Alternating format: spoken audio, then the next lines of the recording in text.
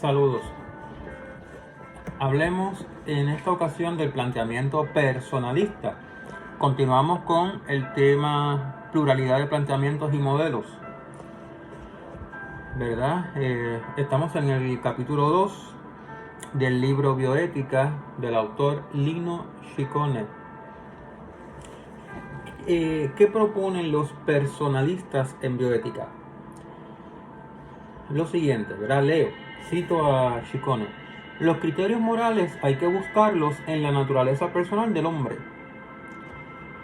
Se trata de localizar en qué consiste la plena realización del hombre y los valores que la promueven. En otras palabras, se trata de localizar a través de qué lecciones transcurre la realización de todo el hombre en todos los hombres. Ser hombre es un dato que establece una tarea. Luego se está afirmando que existe un vínculo estrecho entre antropología y ética. La ética está llamada a ubicar las elecciones que, por responder a la más profunda estructura del hombre, confirman su humanidad y lo hacen ser cada vez con mayor verdad hombre, ¿verdad? Bien, en otras palabras, los personalistas sostienen, siguiendo, ¿verdad?, este planteamiento y la explicación de este autor, que todo criterio moral que utilicemos, ¿verdad?, para abordar problemas de índole, ¿verdad?, problemas éticos, que tenemos que dar una solución. Todo criterio moral que utilicemos para dar una solución a un problema ético, esos criterios morales que utilizaremos, tenemos que buscarlos en la naturaleza personal del ser humano. En otras palabras, al momento de abordar un problema que exige una decisión ética, un problema que nos obliga, ¿verdad?, a tomar una decisión ética, los criterios que utilicemos para llegar a esa decisión, para llegar a la solución del problema, esos criterios tenemos que buscarlos en la naturaleza personal del ser humano. El personalista va a partir de esta idea, que es una doctrina, de que el ser humano tiene una naturaleza, ¿verdad? Tiene una naturaleza. Y esa naturaleza es personal. El ser humano es por naturaleza personal, ¿verdad? Es un ser que es personal. Es persona. Y eso es por naturaleza. Es constitutivo de su ser la personeidad. Y uso ese concepto que propone en el siglo XX Xavier Zubiri. Personeidad para distinguir, ¿verdad?, personalidad, ¿verdad?, que es un concepto ya que tiene una fuerte carga psicológica. Personalidad, ¿verdad?, que nos remite a la psicología cuando hablamos de personalidad. Hablemos de personalidad, ese carácter de ser persona, ¿verdad?, el ser persona, el ser personal, personalidad, sin entrar, ¿verdad?, en un análisis profundo del concepto. Es decir, volviendo al tema, ¿verdad?, de este planteamiento, el personalista va a sostener que tenemos que partir al momento, ¿verdad?, de abordar estos problemas éticos y de tratar de darle una solución. Los criterios que utilicemos para tratar de solucionar problemas éticos, esos criterios morales, esos criterios éticos tienen que ser buscados en la naturaleza personal del ser humano. El ser humano es por naturaleza persona. La personalidad es, ¿verdad?, es un elemento constitutivo de su naturaleza, de su ser. El ser humano es personal, ¿verdad? Y el personalista sostiene que se tiene que localizar, como dice aquí Ciccone, en qué consiste la plena. Tenemos que averiguar en qué consiste la plena realización del ser humano y los valores que promueven esa plena realización, ¿verdad? ¿En qué consiste la plena realización del ser humano? ¿Cuándo es que el ser humano se realiza plenamente? ¿Y qué valores son los idóneos para esa realización plena del ser humano? ¿Verdad?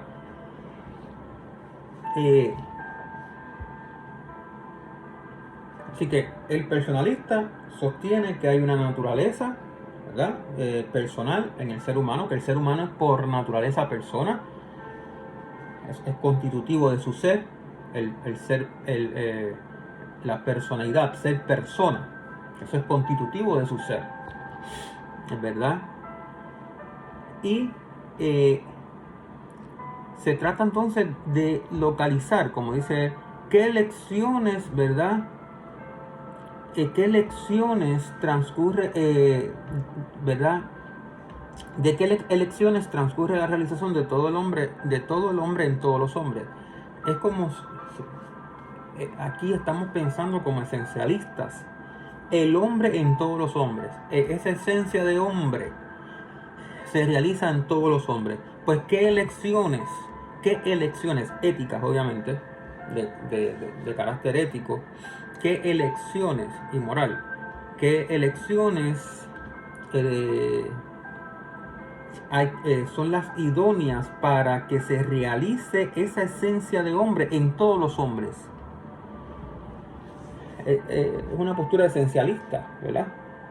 La esencia hombre pues, se realiza en los hombres y hay que entonces tomar en cuenta aquellas elecciones, decisiones éticas que llevemos a cabo, que tomemos, que posibiliten la realización de esa esencia hombre en todos los hombres. Por eso habla entonces de naturaleza personal. Bien, ser hombre es un dato que establece una tarea. Luego se está afirmando que existe un vínculo estrecho entre antropología y ética, ¿verdad? La ética está llamada a ubicar las elecciones que corresponden a la más profunda estructura del hombre. La estructura del hombre, el hombre que es en su estructura, es persona, es un ser orgánico, físico, pero espiritual, ¿verdad? Espiritual.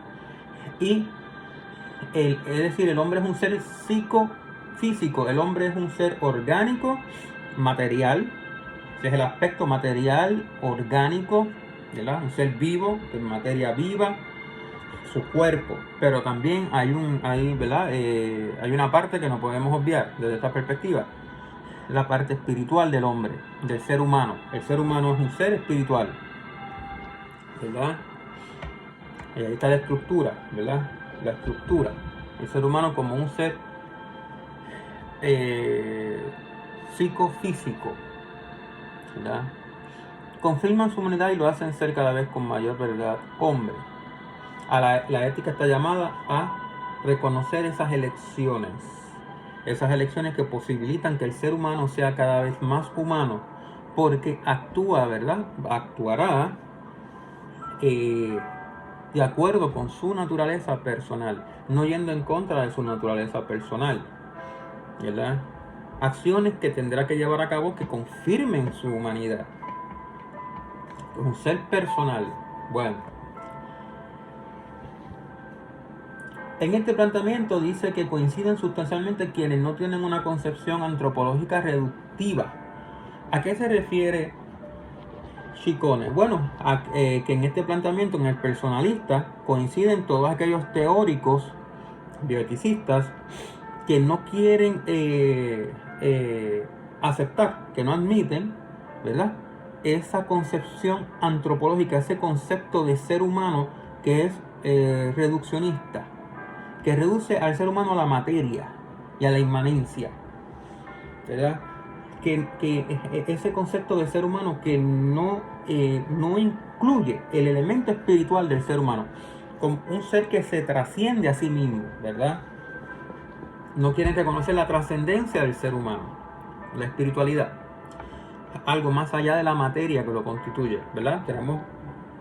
Somos seres corpóreos, obviamente no podemos negar nuestra corporeidad, y ahí la materia, ¿no? Que nos constituye, y obviamente pertenecemos a este mundo material, ¿verdad? En un sentido somos corpóreos, pues pertenecemos al mundo de la materia, este mundo material. Y los materialistas, inmanentistas, eso es lo que proponen. Y dice, ¿qué es el ser humano? Un cuerpo, materia viva, orgánica, que ha evolucionado la materia y ha aparecido la materia orgánica en este planeta, y por evolución se ha ido haciendo cada vez más compleja la materia orgánica, desde los primeros seres unicelulares, las células procariotas, que fueron evolucionando. Aparecen las células eucariotas, aparecen después los seres multicelulares o pluricelulares, aparecerán los grandes cuerpos, aparecerán los anfibios, ¿verdad? Y por ahí seguimos, ¿verdad? Podemos seguir mencionando la evolución, ¿verdad?, de las especies en nuestro planeta. Los vertebrados, ¿verdad?, mamíferos, en nuestro caso placentarios. Aparece el género Homo, y en el Homo finalmente llegamos al Homo sapiens sapiens, el hombre moderno.